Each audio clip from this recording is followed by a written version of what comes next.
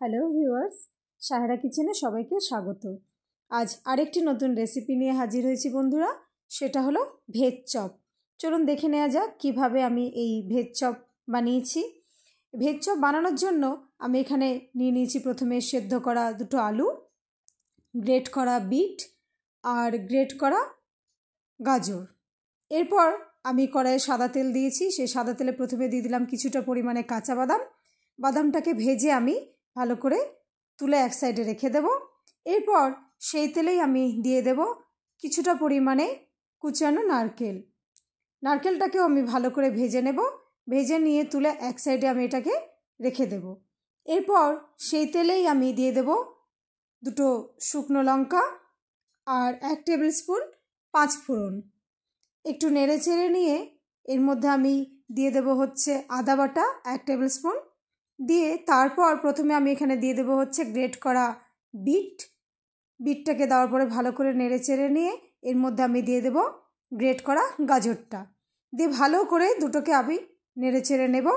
তারপর একটু লাল লাল হয়ে আসলে এখানে আমি দিয়ে দেবো 1 টেবিল স্পুন লবণ আর 1 টেবিল স্পুন জিরে গুঁড়ো দিয়ে এটা দিয়ে ভালো করে আমি নেড়ে নেব। তারপর এর মধ্যে আমি দিয়ে দেব সেদ্ধ করা আলুটা হাত দিয়ে চেপে ভালো করে আমি এখানে দিয়ে দিলাম। আলুটা দেওয়ার পরে ভালো করে মিশিয়ে নেব। মেশানোর পরে আমি এর মধ্যে দিয়ে দেব হচ্ছে ভেজে রাখা কাঁচা বাদাম আর নারকেল কুচিটা দিয়ে ভালো করে নেড়ে চেড়ে নিয়ে শেষে আমি এর মধ্যে দিয়ে দিলাম 1 টেবিল স্পুন চিনি আর 1 টেবিল স্পুন ভাজা মশলা দিয়ে ভালো করে নেড়ে চেড়ে নেব, মিশিয়ে নেব। মেশানো হয়ে গেছে। এটাকে পুরোপুরি ঠান্ডা হতে দিয়েছিলাম।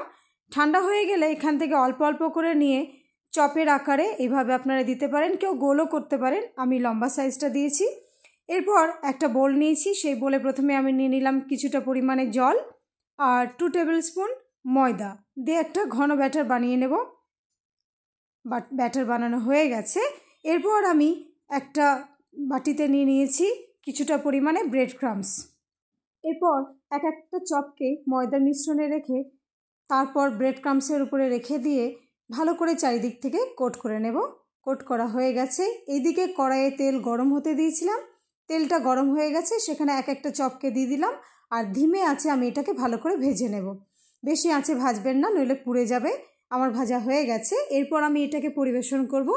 পরিবেশন করেছি বন্ধুরা, দেখুন কতটা ক্রিস্পি হয়েছে, কত ভালো হয়েছে। আপনারাও বাড়িতে এইভাবে বানিয়ে খাবেন, খেয়ে আমাকে জানাবেন। ভিডিওটি যদি ভালো লেগে থাকে লাইক, কমেন্ট ও শেয়ার করবেন।